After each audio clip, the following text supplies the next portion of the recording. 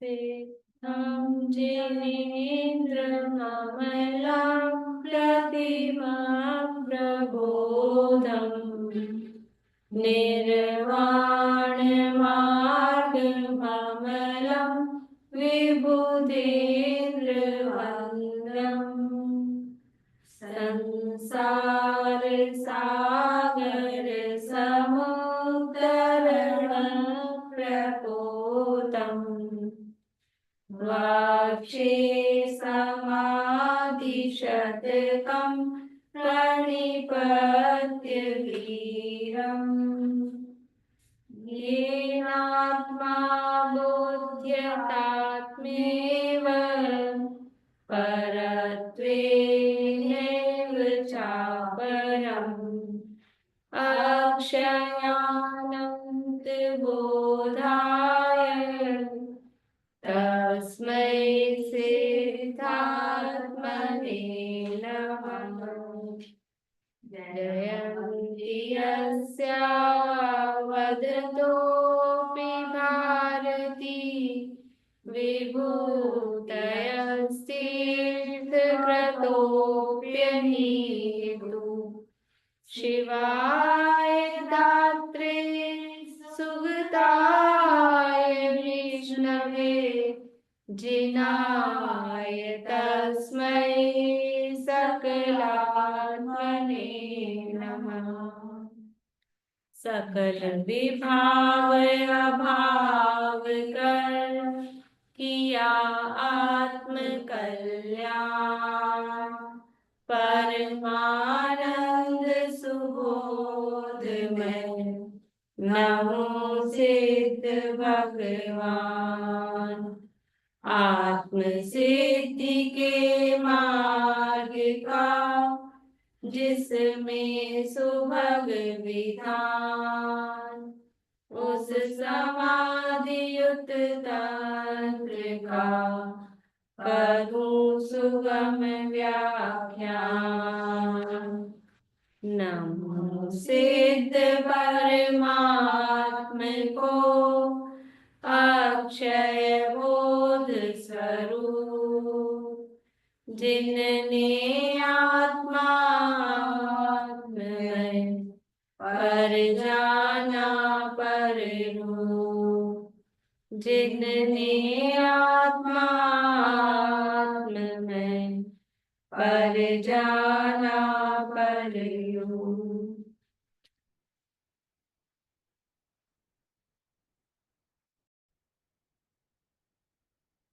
समाधि तंत्र नामक ये ग्रंथ है आचार्य पूज्यपाद स्वामी द्वारा रचित।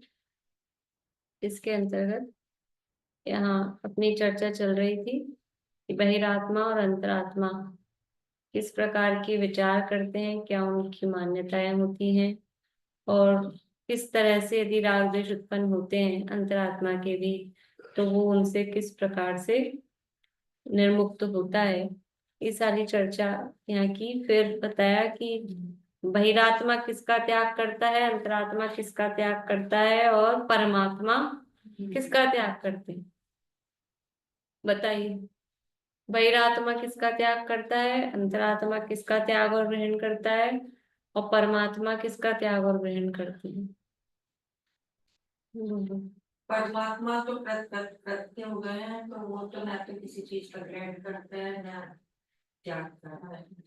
और अंतरात्मा बाह्य वस्तुओं का तो त्याग करता है और आत्म स्वरूप को ग्रहण करता है।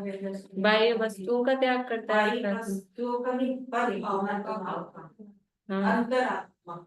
हाँ, तो वस्तुओं का त्याग करता है, वस्तु का नहीं पर भावों का। हाँ, अपने वस्तु में और अंतरात्मा पर बहिरात्मा, हाँ बहिरात्मा पर भावों को अपना मानता है और शरीर को भी शरीर को आत्मा। तो ग्रहण और त्याग किसका करता है बहिरात्मा? राग द्वेष का ग्रहण करता है। भारी पदार्थों का त्याग और ग्रहण करता है। भारी पदार्थों का त्याग और ग्रहण दोनों करता है। हाँ, बोलो प्रीति।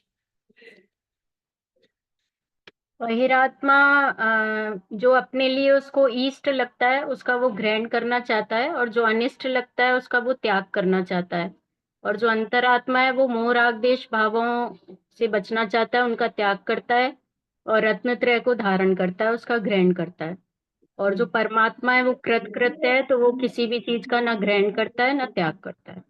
बढ़िया, ठीक है ना। अंतरात्मा ग्रहण किसका करता है? रत्नत्रय का तो ग्रहण करता है और अपने मोह राग द्वेष भावों का त्याग करता है। बहिरात्मा तो बाहर में वस्तुओं को ही छोड़ने ग्रहण करने में लगा है। जो इष्ट है उनको ग्रहण करता है, जो अनिष्ट लगती है वो त्याग करते हैं। इस तरह की बात ये यहाँ हमने देखी थी।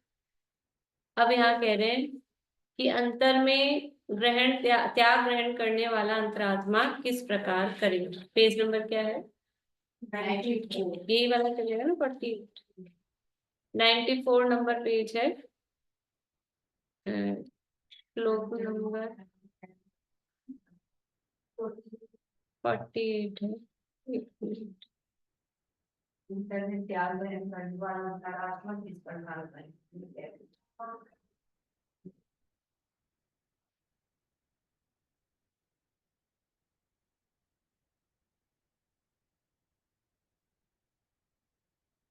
देखिए, बोलते हैं श्लोक। युञ्जीत मनसात्मानं, युञ्जीत मनसात्मानं, वाक्कायाभ्यां वियोजयेत्। वाक्कायाभ्यां वियोजयेत्। मनसा व्यवहारं तु, मनसा व्यवहारं तु, त्यजेद्वाक्काययोजितम्। त्यजेद्वाक्काययोजितम्। युञ्जीत मनसात्मानं, युञ्जीत मनसात्मानं, वाक्कायाभ्यां वियोजयेत्। वाक्कायाभ्यां वियोजयेत्। मनसा व्यवहारं तु, मनसा व्यवहारं तु, त्यजेद्वाक्काययोजितम्। त्यजेद्वाक्काययोजितम्। देखिए क्या कह रहे हैं। युञ्जीत, युञ्जीत यानी जोड़ना, संयोजित करना, जोड़ना, युक्त करना। मनसा यानी मन को, आत्मानम आत्मा से, या आत्मा को मन से, या मन को आत्मा से युंजीत जोड़कर क्या रहे हैं कि वो अंतर में त्याग ग्रहण कर रहा है, राग द्वेष भावों को छोड़ रहा है, सम्यक दर्शन आदि का ग्रहण कर रहा है। तो किस प्रकार करे कि अपने मन को अपने आत्मा में जोड़कर। वाक कायाभ्याम वियोजित, वाक यानी वचन, काय यानी शरीर, वचन और शरीर से वियोजित, इनसे तो जोड़े, उनसे वियोजित करे, उनसे अलग करे। मनसा व्यवहारम, मनसा यानी मन से, व्यवहारम यानी जो व्यवहार है, त्यजेत छोड़ दे, वाक काय योजितम वचन और काय से जो जुड़ा हुआ व्यवहार है, वचन और काय से योजितम जो जुड़ा हुआ व्यवहार है, उसको मनसा त्यजेत, उसको मन से छोड़ दे। ये शब्द अर्थ हुआ। क्या कह रहे हैं, अनुवाद पढ़ते हैं एक बार। आत्मानम यानी आत्मा को, मनसा यानी मन के साथ, युंजीत संयोजित करे यानी चित्त और आत्मा का अभेद रूप से अध्यवसाय करे, मतलब व्यवहार करे। वाक कायाभ्याम वचन और काय से वियोजिए अलग करे, उन्हें आत्मा न समझे। और वाक काय योजितम वचन और काय से किए हुए व्यवहारम व्यवहार को, वाक काय योजितम वचन और काय से जो जुड़ा हुआ, उनसे जो जुड़ा हुआ व्यवहार है उसको मनसा मन से त्यजे यानी छोड़ देवे, उसमें चित्त को न लगावे। यानी क्या करे, किसको ग्रहण करना है, किसको छोड़ना है कि ग्रहण करना मतलब जोड़ना, छोड़ना तो त्यागना है ही। तो शरीर और वचनों की जो क्रिया या जो व्यवहार हो रहा है उसको अलग करे, उसको अपना नहीं माने, और अपने मन को अपने आत्मा में जोड़े। तो मन तीनों तो एक साथ ही होते हैं ना, मन वचन और काय। तो तीनों को अलग करना चाहिए ना। मन को तो रखा अपनी साइड और शरीर और वचन को कर दिया अलग। ऐसा क्यों किया?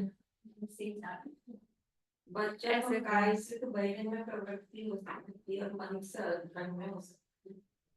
मन ठीक के है। आश्रय से ही आत्मानुभूति होती है, तो इसलिए पहले मन को रखा है। मन जिधर जाएगा काया और वचन तो उधर का रुख कर लेगी ना। मन, शुरू में क्या बोला आपने? मन की रुचि जिधर होगी काया और वचन भी उधर की रुचि करेंगे। ठीक है, बोलिए विनीता। चालू करिए आवाज। दीदी मैंने तो ये अभ्यास लगाया है इस ग्रंथ में, आचार्य ने मन को कहीं जगह आत्मा के रूप में प्रयोग किया है, तो इसलिए मैं जीव के हिसाब से मन के हिसाब से समझ रही हूँ मैं तो इस टाइम। तो भाई मन को यदि आत्मा लेंगे तो आत्मा को आत्मा से जोड़े, ऐसा अर्थ? नहीं नहीं ये नहीं है, लेकिन मन को कहीं गाथाओं में लिया है ना मैंने, एक दिन हाँ, चौथा किताब। वो तो लिया है, अभी तो यहाँ की बात चल रही है। अच्छा अच्छा अच्छा ये बोलिए बात। प्रमिला जी। भाव मन से विचार करके वही। बढ़िया। यहाँ मन का मतलब है भाव मन। देखो, शरीर और वचन ये तो पौद्गलिक ही है, प्योरली। शरीर में कोई भाव शरीर और द्रव्य शरीर ऐसा ऐसा नहीं है। वचन भी पौद्गलिक ही है। पर जो मन है वो भाव मन, मतलब सूक्ष्म ज्ञान। तो अपना ज्ञान, अपने मन को मतलब अपने उपयोग को आत्मा से जोड़े। ये जो मन है, आप लोगों ने जो कहा वो भी भाव उसका वही था कि मन से आत्मा का अनुभव होगा, मन ही उसमें काम करेगा, वर्क करेगा। तो वो मन का मतलब क्या है? द्रव्य मन नहीं, वो भाव मन। भाव मन मतलब अपना उपयोग, अपने ज्ञान की पर्याय को अपने में जोड़े। अभी ज्ञान की पर्याय कहाँ जा रही है? कि वो शरीर और वचन में लग रही है, तो और उसकी प्रवृत्तियों में लग रही है, तो अपने उपयोग को वहां से हटाकर और आत्मा में लगाए, ये कहना चाह रहे हैं। मन का मतलब जो अपने ज्ञान की पर्याय है वो मन। क्योंकि आत्मा का अनुभव कौन करेगा? आत्मा तो जैसे द्रव्य है, तो द्रव्य स्वयं तो अनुभव करेगा नहीं। अनुभव करने वाला कौन होगा?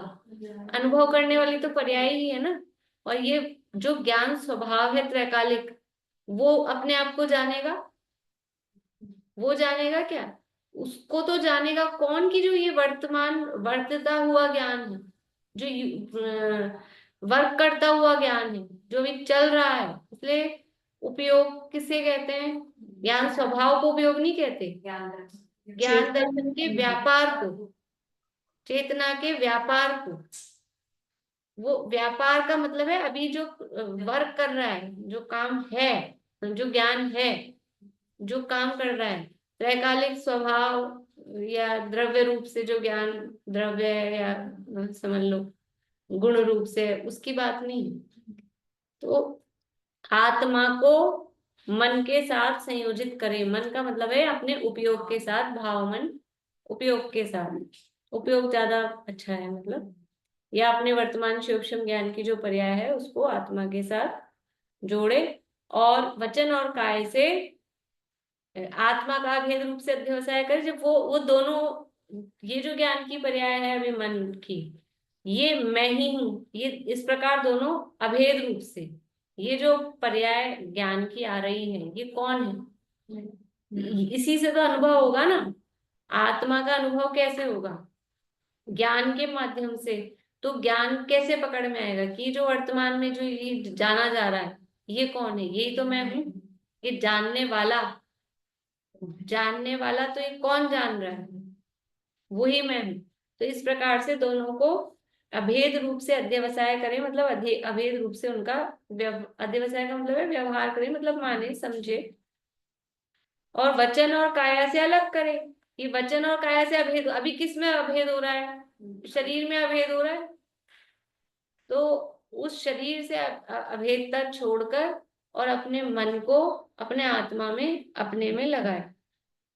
उन्हें आत्मा न समझे और वचन काय से किए हुए व्यवहार को मन से छोड़ दे। मन से छोड़ दे, उसमें चित्त नहीं लगाए, मतलब वो हो रहा है, वचन और काया से व्यवहार हो रहा है, लेकिन ये मैं नहीं, ये मेरा नहीं, ये परद्रव्य का काम है, ऐसा मन से छोड़ दे। तो बोलते हैं ना, अब करते हैं पर मन हटा लो वहां से। मन से तो छोड़, मन से उतर गया कि मन से छूट गया, ऐसा। तो वचन और काया का व्यवहार छोड़ दे, ऐसा नहीं कह रहे, मन से छोड़ दे। उस मन से छोड़ दे मतलब उसको अपना मानना। आत्मा अपने से तो अपने को जोड़े, अपने मन को अपने आत्मा से तो जोड़े, या आत्मा को अपने मन से जोड़े, ऐसा कह रही है, आत्मा को मन के साथ जोड़े। ये आत्मा जो अभी शरीर और वचन के व्यवहार में लग रहा है, वहां से हटा के और अपना जो उपयोग है उसमें जोड़े। लेकिन आत्मा को जोड़ना वो कम जमता है, उपयोग को आत्मा में जोड़ना वो वाक्य ज्यादा सही लगता है, ऐसा। चलो अपन पढ़ते हैं श्लोक और अभी पद्य। ये चित्त का मतलब मन है क्या इधर?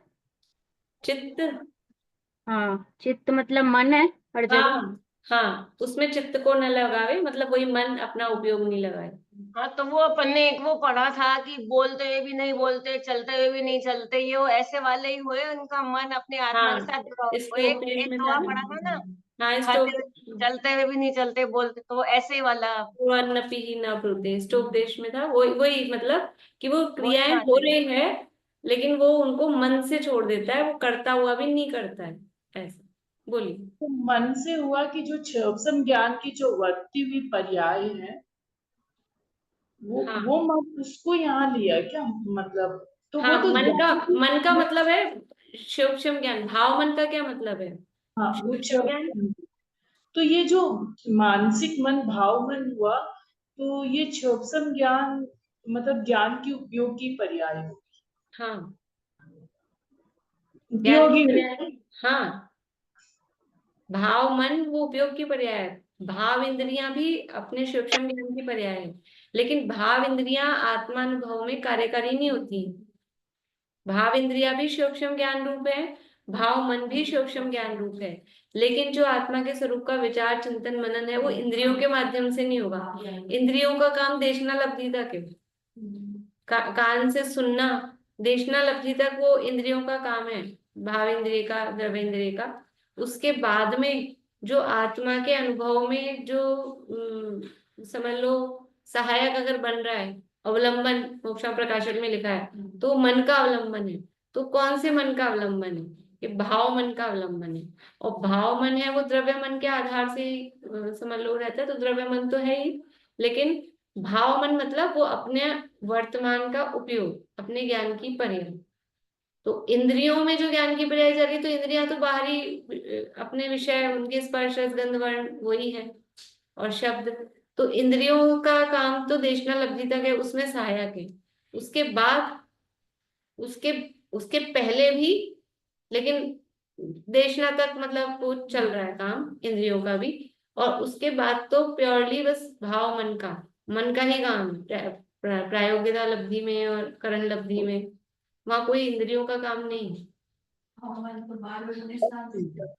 भाव मन 12वें गुण स्थान तक चलेगा, इंद्रियां भी सूक्ष्म ज्ञान रूप है, तो 12वें गुण स्थान तक है भाव इंद्रिय। लेकिन जो आत्मा में उपयोग जुड़ान का काम है, अवलंबन का काम है, वो मन का अवलंबन रहेगा, इंद्रियों का अवलंबन नहीं होगा। बोलिए। एक बार आपने एक मिनट, प्रमिला जी आप कुछ कह रहे हैं? नहीं, बहुत सुंदर समझाया, मतलब वो इंद्रियां भी उपयोग रूपी है, पर वो इंद्रियां बाहर बहिर्मुख है, भाव हाँ, मन। बहुत अच्छा बताया। बोलिए। एक बार आपने बोला था, वो मैंने नोट किया था, शायद सही है। आत्मा का साधन जड़ नहीं आत्म रूप ही होगा, इसलिए आत्मा का चिन्ह आत्मरूप होगा, इसलिए भावमान आत्मा का चिन्ह। हाँ ठीक है। हाँ, ये उस समय गोष्ठी थी ना, उसमें प्रवचन सार की अभी शिविर में, तब ये बात पॉइंट मतलब उस समय हुआ था, तब यहाँ भी बोला था मैंने कि आत्मा वो ज्ञान रूप है, तो आत्मा को जानने का साधन वो कैसा होगा? कारण करण, साधन है ना, करण। तो वो आत्मा को जानने का साधन वो इंद्रियां अगर कह रहे हैं, द्रव्येंद्रिय भावेंद्रिय की चर्चा थी उसमें, तो वो भाव इंद्रियां वो ज्ञान रूप ही है, इसलिए इंद्रियां ज्ञान रूप। तो भाव इंद्रिया की इंद्रियों की सहायता से जान रहा है, सैनी पंचेंद्रिय होगा तो आत्मा को जान पाएगा ना। तो इंद्रियों की सहायता का मतलब इतना ही समझना कि संगी पंचेंद्रिय होगा, कर्ण इंद्रिय की अनिवार्यता है। और कर्ण अकेले कर्ण नहीं, असैनी भी हो सकता है, उसके साथ मन भी चाहिए। तो वो कर्ण इंद्रिय की सहायता आवश्यकता देशनालब्धि के लिए, क्योंकि बिना कर्ण इंद्रिय के और देशना अनिवार्य कारण है, इसलिए वो वहां कारण बताया। बढ़िया, देखिए अपन श्लोक का और पद्यानुवाद का पाठ करते हैं। युञ्जीत मनसात्मानं वाक्कायाभ्यां वियोजयेत् मनसा व्यवहारं तु त्यजेत् वाक्काययोजितम्।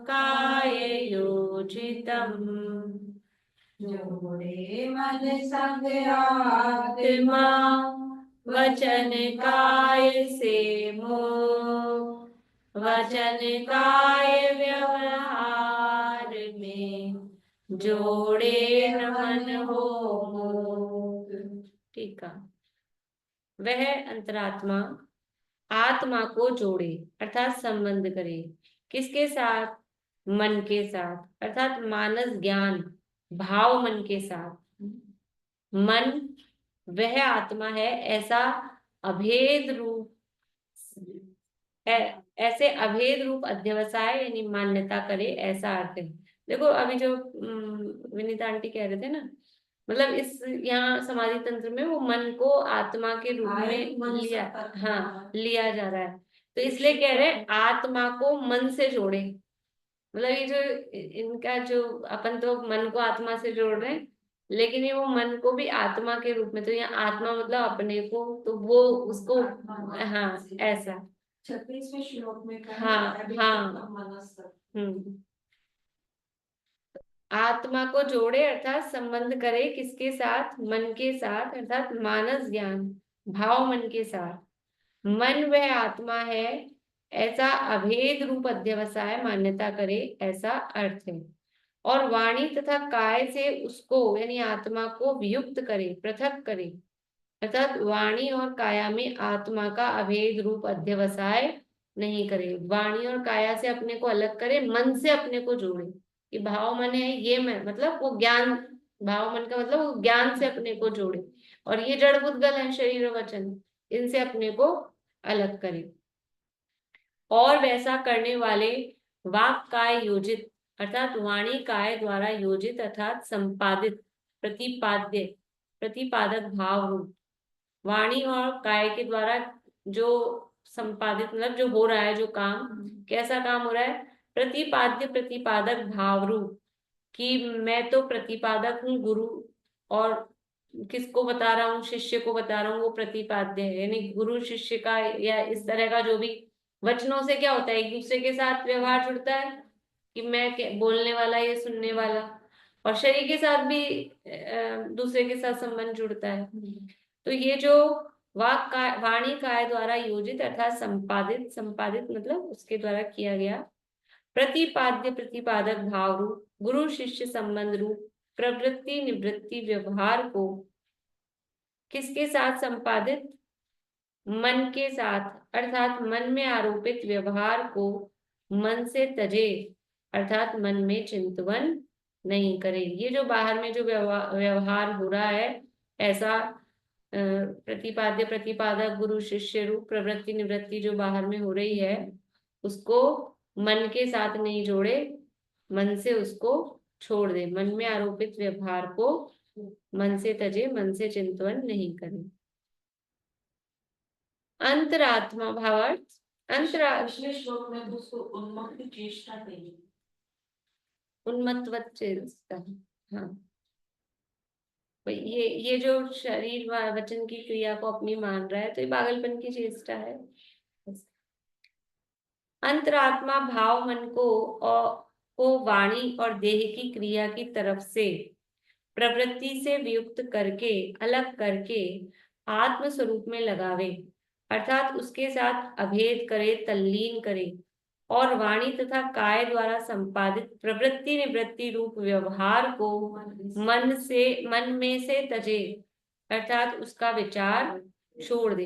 भाई ये हो रहा है जो हो रहा है, अपन किसका विचार करते हैं? जिसको अपना मानते हैं, अपने से जुड़े रहते हैं, उसका विचार चलता रहता है। और जो दूसरे का तो उस पर अपन ज्यादा दिमाग लगाते हैं, अपन विचार ही नहीं करते।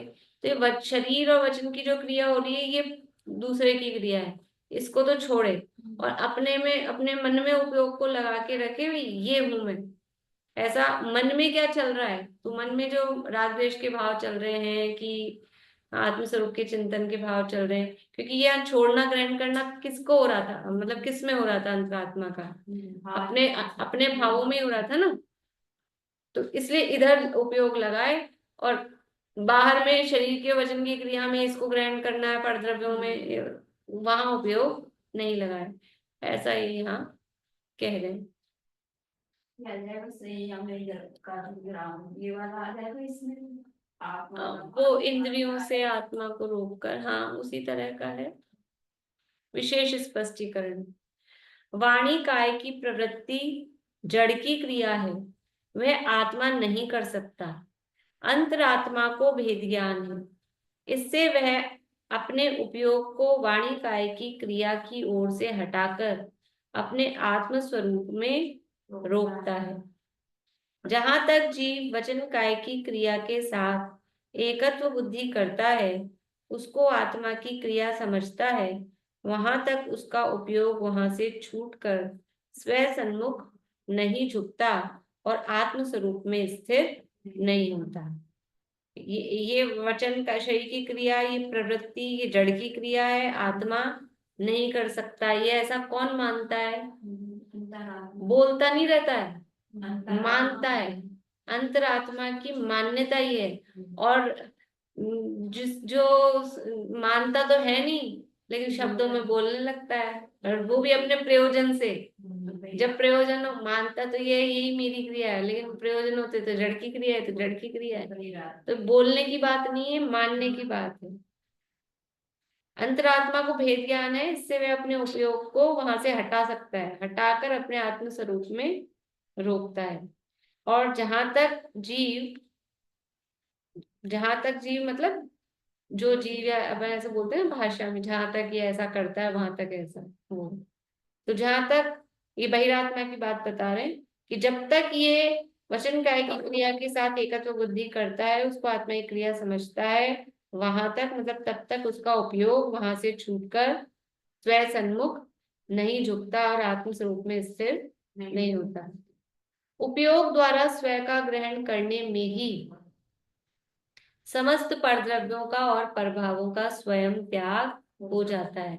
जब अपना ग्रहण किया तो बाहर में परद्रव्यों का त्याग, प्रभावों का त्याग अपने आप हो जाता है। अपने घर में एंटर हो गए तो दूसरों के घर अपने आप ही छूट गए। अपने में लीन हुए तो बाहरी चीजें, बाहरी वस्तुएं अपने आप ही उनका त्याग हो जाता है। निचली भूमिका में ज्ञानी का उपयोग कदाचित अस्थिरता के कारण वाणी काय की क्रिया द्वारा पर के साथ के व्यवहार में जुड़ता है। देखो, क्योंकि कह रहे थे अंतरात्मा किस प्रकार से, हेडिंग में क्या दिया था? अंतर में त्याग ग्रहण करने वाला अंतरात्मा किस प्रकार करे। अंतरात्मा का भी उपयोग वचन काय की क्रिया में चला जाता है, जुड़ जाता है, जुड़ सकता है। निचली भूमिका है तो जुड़ जाता है। वो किस कारण? अस्थिरता के कारण, चारित्र मोहनी के उदय के कारण, दर्शन मोहनी जन्य नहीं। तो निचली भूमिका में ज्ञानी का उपयोग कदाचित अस्थिरता के कारण वाणी काय की क्रिया द्वारा पर के साथ के व्यवहार में जुड़ता है, परंतु उसमें उसको कर्तृत्व बुद्धि का अभाव है। कर्तापना नहीं है, जुड़ रहा है भले उपयोग, लेकिन कर्तापना उसमें, एकत्व, ममत्व, कर्तृत्व, भोक्तृत्व वो उसमें नहीं। अभिप्राय में उसका निषेध है, बाहर में करते हुए भी अंदर से उससे अलग है, अंदर से जड़ कटी हुई है, अंदर में एकत्व नहीं है। जैसे रोगी को कड़वी दवा के प्रति अरुचि होती है, इसी प्रकार ज्ञानी को उनके प्रति उदासीनता होती है। इसलिए ज्ञानी का उपयोग शरीर आदि की क्रिया में जुड़ा हुआ दिखने पर भी वह नहीं जुड़े हुए के समान है। बाहर में उपयोग दिख रहा है कि शरीर की क्रिया में तो बहुत ध्यान से कर रहे हैं, बहुत एकदम उसमें ही लग रहे हैं, शरीर का वो उपयोग इसमें लगा रहे हैं, लेकिन वास्तव में वो अंदर से उससे छूटा हुआ है। रामचंद्र जी को देखे कोई कि तो लक्ष्मण की शव को ही लिए लिए घूम रहे हैं, उसको ही खिला रहे पिला रहे, मिला रहे तुला रहे। तो ये बाहर में दिखता है, लेकिन अंदर में बताओ कैसी गजब की चीज है। और 1-2 दिन ही 6 महीने तक, 1-2 दिन की भी बात नहीं। अजब गजब की परिणति है, समझ नहीं सकता कि अंदर से मान्यता क्या, पर दिखाते हैं, देखो बताते हैं, ऐसा नहीं है। अपने रियल में भी हो सकता है और टीवी में, सीरियलों में, मूवीज में तो बताते ही हैं कि है तो विलेन और वहां उस घर में घुस के और बहुत अच्छा प्रेम से और ऐसे रहता है, पूछो ही मत। लेकिन अंदर से बिल्कुल दुश्मनी की वो होता है ना, किसी का भेद लेने के लिए चला जाए या ऐसा। तो ऐसे ज्ञानी रहता है, करता है सारे काम, पर अंदर से एकदम विरक्त है। वो अंदर की चीज अब ज्ञानी ही पहचान पाए, वरना अज्ञानियों की समझ में नहीं आती है। तो क्यों नहीं आती है? अज्ञानियों की दृष्टि बाहर है, क्योंकि वो यहाँ इसी को अपना मानता है, इसी से जुड़ा हुआ है, तो दूसरे की भी वही देखता है, इसी क्रिया कैसी हो रही है। खुद की मान्यता में या अंदर का तत्व खुद को पता हो तो दूसरे का भी कुछ कदाचित समझ सके, पर वो बाहर दृष्टि रहती है, तो बाहरी उपयोग है। शरीर वाणी की क्रिया में एकता बुद्धि का, आत्म बुद्धि का त्याग और शुद्धात्म स्वरूप का ग्रहण, यही अंतरात्मा का अंतरंग त्याग ग्रहण है। शरीर और वाणी की क्रिया में एकता बुद्धि का, ऐसा नहीं है अंतरात्मा हो गया तो अब तो चिपक जाएगा, शरीर तो कहीं यानी हिल, अंतरात्मा हो गया ना, शरीर की क्रिया करता अपने को नहीं मान रहा तो शरीर में क्रिया ही नहीं होती होगी, ऐसे मूर्ति बन जाएगा। ऐसा होता है कि अब बोलेगा ही नहीं, गूंगा हो जाएगा। इस शरीर की और वचन की क्रिया होगी, लेकिन उसमें आत्म बुद्धि, ये मैं हूं, ये मेरी क्रिया है, उसमें एकता बुद्धि का त्याग होता है। और मैं क्या हूं? मैं शुद्धात्म स्वरूप का ग्रहण, ये मैं हूं, ऐसा शुद्धात्म स्वरूप का ग्रहण, यही अंतरात्मा का अंतरंग त्याग ग्रहण है। यहाँ आचार्य ने व्यवहार के त्याग का निर्देश किया है। वह ऐसा सूचित करता है कि व्यवहार आत्म कार्य के लिए आश्रय करने योग्य नहीं है। वो व्यवहार शब्द दिया था ना कि वचन और काय से किए हुए व्यवहार को छोड़ दे, तो वो जो व्यवहार है वचन और काय से किया जा रहा है, वो आत्मा अपने कार्य के लिए वो आश्रय करने योग्य नहीं है, ऐसा यहाँ पर कह रहे हैं। इस तरह से ये अंतरात्मा किस प्रकार से विचार करके और अपने उपयोग को अपने में जोड़कर रखता है, ये यहाँ बताया। अब आगे जो अपने परिवारजनों के साथ में भी जो वचन और शरीर का व्यवहार होता है, उसमें सुख की उत्पत्ति होती है, तो वो किस प्रकार त्यागने योग्य है, ये आगे बताएंगे। एक कोटेशन यहाँ दिया है मेरे वाले में, मैं पढ़ देती हूँ। अपने पीछे विकराल बाघ झपट्टा मारकर दौड़ता आ रहा हो तो स्वयं कैसी दौड़ लगाता है। अपने पीछे कुत्ता पड़ जाए ना, यहाँ बाघ तो पता नहीं कहाँ है, तो कैसे भागते हैं। एक एक वो बड़े दादा ने सुनाया था, कहीं कोई टीवी में आया होगा या पता नहीं, ऐसा बड़े दादा ने सुनाया था कि एक एक हिरण भागता है, हिरण के पीछे शेर भागता है। आगे हिरण भाग रहा है, पीछे शेर भाग रहा है, तो फिर भी हिरण जीत जाता है। क्यों? वो अपनी जान बचाने के लिए भाग रहा है, वो तो जान लेने के लिए भाग रहा है। शेर तो जान लेने के लिए भाग रहा है और हिरण अपनी जान बचाने के लिए भाग रहा है, तो कैसी दौड़ लगाता है? इतना दौड़ के और बच गया, वो छुप गया, घुस गया कहीं जाके, ऐसा।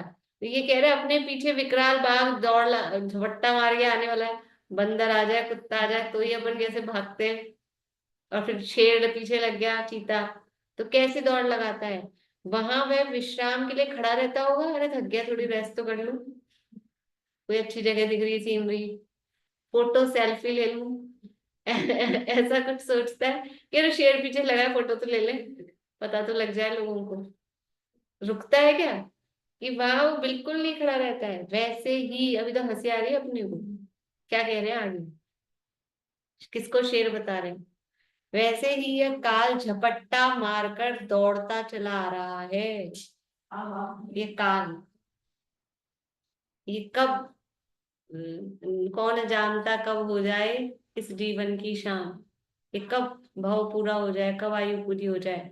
ये काल झपट्टा मारकर दौड़ता चला आ रहा है और अंतरंग कार्य बहुत से करना है, ऐसा उसे लगना चाहिए।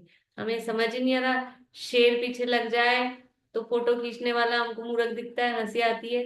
और यहाँ काल रूपी शेर, काल सिंह ने मृग चेतन को घेरा भवन में, और फिर भी हम फोटोएं लेने में, इस फोटो सजाने में, डेकोरेशन में अपने शरीर के और घर के, इसी में लगे हुए हैं। दिन में भी आज यही बात चल रही थी कार्तिकेय उपेक्षा में, ये विषय भोगों में लगे रहे। ये मनुष्य जन्म रूपी रत्न मिला, और फिर इस रत्न को कि बर्तन मारने थे, राख थी नहीं, तो ये रत्न को ही जला तो राख तो बन जाएगी। अरे रतन छोड़ो, राख बनाने के लिए अपना घर का फर्नीचर जला दे तो वो आदमी क्या, वो मूर्ख ही था क्या? कि तुम्हारे पास कुछ नहीं था तो तुमने अपने खिड़की दरवाजे तोड़ तोड़ के और उसको चूल्हे में फूंक दिया, राख बना ली। यार ये रत्न, मनुष्य जन्म रूपी रत्न, तो समुद्र में, लवण समुद्र नहीं, स्वयंभू रोमन समुद्र में गिरा हुआ रत्न मिल जाए ऐसे दुर्लभता से, ये मनुष्य जन्म प्राप्त हुआ। और कब जीवन का अंत होगा ये किसी को पता नहीं, फिर भी विषयों में झपट्टे लगे, विषयों में डूबे हुए हैं। कैसी स्थिति है। इसलिए ये कह रहे हैं कि तुरंत ही हमें अपने आत्म कल्याण के कार्य में लग जाना चाहिए। जनवाणी स्थिति।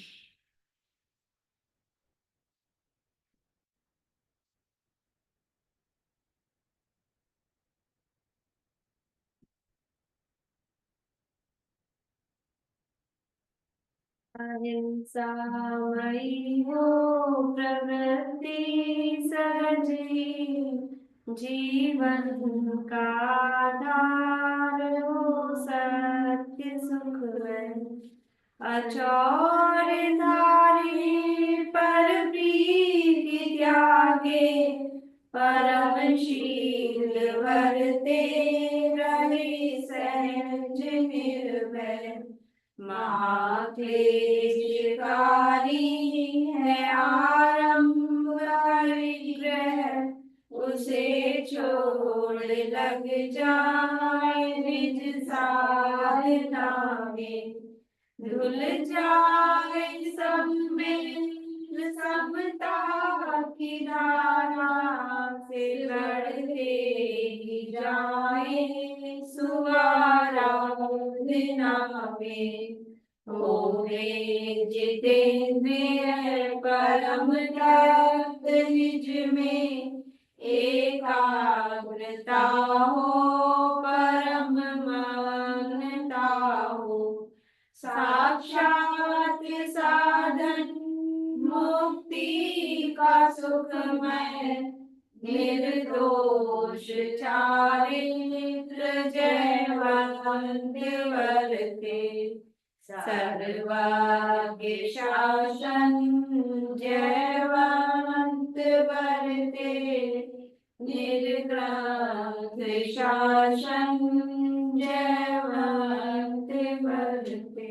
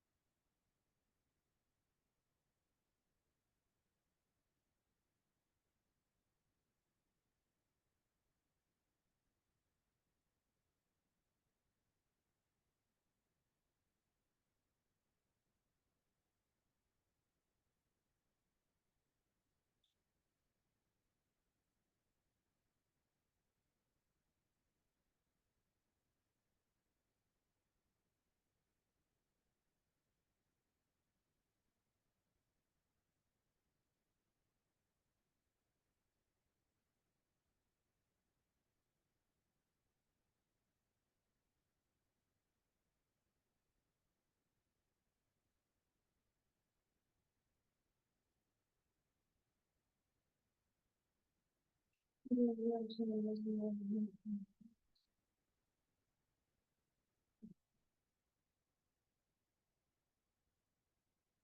श्री जय श्री